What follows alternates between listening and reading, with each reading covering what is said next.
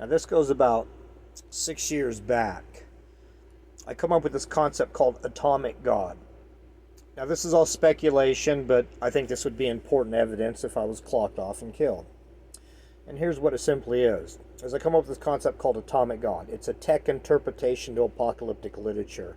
I do a symbolic breakdown of the second coming of Jesus in chapter 19 and prove that's a symbolic representation of a global nuclear war. Extremely unique material. Nowhere else in literature have I ever seen it, but I'm basically kind of doing a tarot reading on the Bible using Old Testament reference points. I think I'm accurate. A lot of people like it. I put it up on a blogger site. My name is no longer on it, but it's called Atomic God Blogger. 28 articles. It's hack written because I don't write real good. I didn't have any schooling. I can't really write with my hand. It's really scribbly. I just can't read it. So I put it on there. Now, before I put that on there, about a year before that, so let's back up. So 6 years ago, I come up with this concept. Now, at Circle K, there's two people working there that I know. One's name is Lacey. She's a girl, redhead, kind of buck teeth. The other one is Brad. He's the supervisor, like a lead man, you might say. But a supervisor of some type. Okay, so I introduce an idea to Lacey and Brad both, and both of them could be questioned on this, and it will be important if I'm dead. And I gave Brad a whole bunch of paperwork, and Lacey got some of it too, but it was basically 500 Old Testament scriptures, some New Testament scriptures that proved my point. Really advanced material, but it was a hack job scribbled on paper, references, and like a symbolic structure. It was going to take some work to turn into a book. I couldn't do it. I don't have the education, can't write, can't structure information very good. But it was a really good, symbolic representation. So I gave it to Brad, all the things. He started working on this. He worked on it for months. Who knows? With Lacey, I was going to design some shirts with an atomic bomb with some eyeballs on it. A little bad boy running across the planet. Cities burning, electrical bolts for arms. Mumbo jumbo, trying to create something I can make money on. Doomsday, eschatology, global war. It's not a real popular subject, especially back then when I come up with it. But that's kind of what I was into because I studied, I learned how to read by reading the Bible, Old Testament material. So it kind of made me like a eschatologist, doomsday orientated. And I have read some books, even though reading is difficult. But Brad wrote all this down. He almost had the book done. I asked Lacey, and everything was going good. Then all of a sudden, one day, Brad just up and quit the job. And he knew these girls like his own daughters, they told me. He just quit his job, closed up the computer that had all my information in it, and he moved to Missouri or one of those backwoods places to take care of his daughter. He never said anything to Lacey. He never said anything to this other girl who is like his daughter, his best friend, who worked there too. But she got sick with some rare disease and she quit working before Brad quit. Now what's interesting about this, to apply the concept, is my brother follows me around, see who I talk to, slanders me, says I'm some kind of bad guy, maybe even dangerous. I don't know what my brother's putting out, but he's good. He's a sociopath. So anyways, there's a possibility here that my brother or one of his henchmen talked to Brad and convinced Brad that something's wrong with me. So Brad just decided to quit writing. Or another possibility is that Brad talked to my brother and my brother bought that material off of Brad. Now I was trusting Brad, and people can steal information. It's intellectual information. So he wasn't stealing it because it wasn't copyrighted. But I needed him to help me write a book to copyright because I'm good at cracking the codes, but I can't write. That's all it comes down to. So that was my hope, to generate something so I could earn some good, honest money and work with the idea that I liked a lot. And Lacey, with her artwork, her husband was an artist. Now this was 6 years back or so. So they're findable because they worked there. And that's the key element. And I lived with Teresa at the time, and I was homeless. I was with Teresa K. Warren, and I lived there in Quail Valley at her grandma's house. Elaine Elkins used to own that house, and that's where we lived. But I was homeless 8 years after that, working as an informant, trying to keep my daughter safe, because Quail Valley was meth valley. The church did meth, everybody did meth. Church got busted a couple, 3 times boiling meth. Well, I snitched them off. So I spent about 8 years snitching. I worked around the clock. I volunteered at least 10,000 hours. By then, I profiled 9,000 people. That's why I got into numerology, reading people. And I was good. I'd sit at Circle K right there I'd stand there, Circle K right at the intersection, and every car that came up, I would talk to the people that came in. If I thought they were criminal, then I'd re-talk to people, go get high with, smoke weed with people, talk to them, get information. I was really good at extracting information because I was trying to protect Molly. This guy named Cadillac Jimmy kept putting his hand on her throat and wanted blowjobs from her. And with my ex there, and she was wired up on dope, and the kid was only like, I don't know, 9 years old. I don't know how young, pretty darn young. But I was living homeless outside, and everybody was into the meth, and I was a homeless, weed smoker. They called me hippie.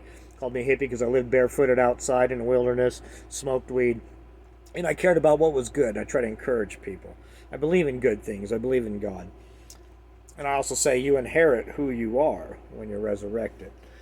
So the key thing is then is if Bill did talk to Brad, and Brad shut that computer down and moved from Quail Valley back there to his daughter because he got scared of me, or Bill took that information, well, Bill would have that information. Now, he would have took it and copyrighted it. After Brad wrote the book, he would have got the book, he would have copyrighted it. So if there's a copyright of this information, the same type of information that's on my blogger site, a symbolic representation. Now, the book is going to be a lot better, but I got the core information. But here's the key element. Brad took that information about a year before I put it up on a blogger site. Okay, and my name's no longer on it because I stopped doing the blogger site. I just want the information on there. So about a year before that blogger site, 2 years before, that's when Brad would have had that information. So if my brother copyrighted it, the copyright would be before my blogger date. Then he would sit there and say, oh no, I copied it off of him. But, that's the way it works, You steal and you say you're the entrepreneur of it. But I can debate that topic way better than he could because I'm very good at that topic. And so eschatology and symbolic crackdowns of the Bible. But anyway, so what we're focusing on is that if I do get clocked off and you go back talking to Lacey and Brad, and Bill has talked to him and Bill has that information, that would correlate how did Bill get to know these people? Just happenstancely? Why did Brad shut down the computer and give up? Now, there's another possibility, as simply as his daughter got sick. Or he read my information and he thought doomsday was coming and said, I'm going to go back to my family. Because, my material is pretty heavy. I believe in extremely high death toll on the planet when we go out in a global nuclear war. That's what the Samson Protocol is. I represent the 10,000 saints as intercontinental ballistic missiles going planet-wide to take us off the surface. The wrath of God is the wrath of nuclear technology. Some very aggressive stuff, but I like it and I think I'm accurate. A lot of people have read my blogger, but I'm just trying to put a time stamp and a couple faces on it. Lacey said, well, no one knows what happened to Brad. The other girl says no one knows. That's just typical of how my brother works. He'll get in there, say something, and to throw a couple more out there about my brother while we're on the line. Is when he was young, he burned a Christmas tree, pyro, when we were young, like teenagers, still below 18, 16, 15, somewhere in there. He burned a Christmas tree in a school yard. It was like a elementary school, and it was huge. It was on the corner of La Sierra and Arlington. And he burned a Christmas tree in that yard. That's one fire I know of. Now, another hill burned across the street, but I don't know if he was involved in that, but I do know he burned a Christmas tree. Excuse me. And then we were, after that, maybe sometime in that era, he lit Twin Buttes on fire behind Chip Norton's house. Now, Chip Norton used to live there a long time ago. He's my age. He went into the military Navy. He lived on a street on the La Sierra side of the hill, and he was right up against the back of the hill. My brother Bill threw some matches down. The hill started on fire. Chip grabbed a shovel, says, I'm not going to let this happen. I'm not going to let this burn down my hill. And Chip was a pyro too. He liked to light matches, and he put it out. Now, I was standing there. I was kind of retarded because I was brain damaged and, molested, and all these things fucked me up real bad. I'm way more alert now. Took years to develop out of it. But so I didn't know what was going on, but I knew he's arsoning the hill, and so Chip put it out, and then that was the end of that. But a lot of times they say these people that are like really mentally deeply ill are pyros, and that goes back, and I'm just pointing it out with my brother. And he stole those trucks. He's forged my name. He took me up to Silverwood on a bike, trying to shove me into the bushes that were all cut off. Would have hurt me if not killed me. Tried to take me up in the back mountains, climb up a hill and tried to kick me down. Didn't get away with it. And he took me deep sea fishing one time down in Mexico. We had to go yellowtail, and we had to go out to San Diego and go all the way down to Mexico, and it was really dark, midnight, 1 o'clock, and I was on the back of the boat because I can't sleep on a boat. And the captain was up there, and you could barely see the light. And my brother Bill come up to me and started talking to me, and he had his hands up like he was going to push me and shove me over the edge. Now, I had really quick reflexes, and I was pretty strong back then still. And he didn't do it, but I knew what he was going to kind of do, and I figured the most I could do is grab a hold of him, and we'd both go into the shark-infested water together or not. But he lost his nerve, and he went back in there and took a nap, and we went fishing. Now, Kelly Bell told me all these things. Kelly Bell told me all the times that Bill was following me, trying to kill me. And that's why I call him Cryptic Kelly. If he's still alive, he would be the person to talk to if I die.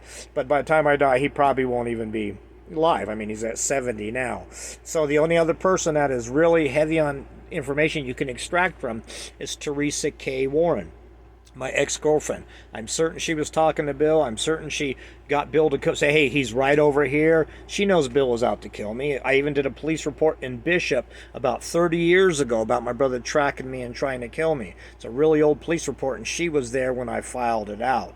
So she knows what's going on, and she was helping him come after me. And more than likely, like I say, Molly is my brother Bill's, and that's why Teresa's like she is, and, was helping Bill to get me out. I wouldn't give her a kid. I seen the way she raised her kids. I was like, I don't want to give you a kid. And one day she come on, I got to have a kid. So, I tried to give her a kid, and she goes, oh, I'm pregnant. 3 days later, the doctor told me, and I'm like, nah, that's a lie. And then when the kid came out, the kid's a little bit different. You put everything together, that's my brother's kid. So I was just trying to show we got motive. Life insurance policies, stealing money from me, these types of things. These people. Now, here's another key thing to pay attention to is that I go into stores wherever I go. Tempe, Arizona, I was there, and those people were there. I would go into these restaurants, and I would use my ATM cards and my credit cards. Sometimes those people would be in that restaurant with me. So what's kind of interesting, if you're the white people, the tall white guy, the tall white girl, they plugged up the toilet once trying to blame it on me. That's the way they do. They try to mess with things and then say I'm the bad guy, so because I got it too good. I'm sitting in there drinking, these pina colada frozen stuff. I'm eating shrimp taco. I'm living it up. It's 120 degrees out there in Tempe. So they come in and try to ruin it. But there's times where I've been in there and ran my card, and those people are sitting inside of, it's called Fuzzies. Fuzzy driver drinks they have. It's called Fuzzies. Right there off of Mill Boulevard in Tempe, Arizona. Those people are on film there too. Now here's the curious thing. Is what I'm trying to point out.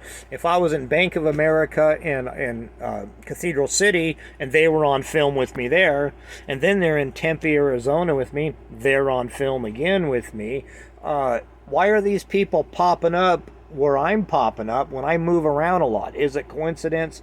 No, it's not coincidence. These people are stalking me, and when I got me a nice little place to harbor and enjoy myself or seclude, drink, eat, whatever I do, they come in and try to destroy it for me. So you got different levels. If I'm over there trying to create a business deal with someone, trying to get like an atomic god going, something like that, they get in there and talk to these people. Same thing with that black guy. So they remove all the good things I got going, and there's been times where I go and I talk to people, like I read on the street and I talk to people and I read their personalities. I come back, they love me that day, I come back the next day and they say, like a week later, and they say, don't ever come back here again. And they're looking at me with that funny look they get, like, we don't know who you are, you're bad and we're afraid of you and we want you away from us. And it's like, well, before they were loving me. So you see, this is kind of the way it works. The slander sneaks in a week later, but the key element is you can position these people near me.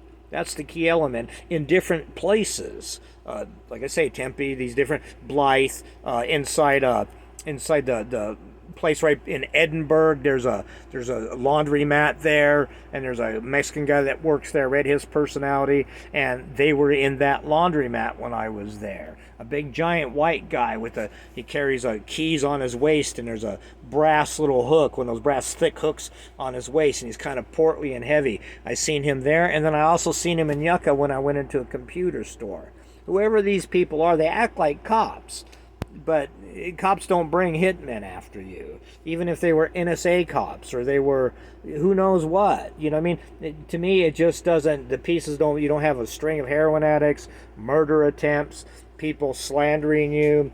The tall white guy, the guy in the black car following me around, trying to run me over, hanging around heroin addicts then coming after me and trying to hit me, and I can tell many a story. It's the whole spectrum. It's got to be criminal just in there. So I'm just trying to lay as much information as possible. I know this is low quality, but that's not what it's about. If I get hit, I want an investigator to somehow go after my brother because he's responsible.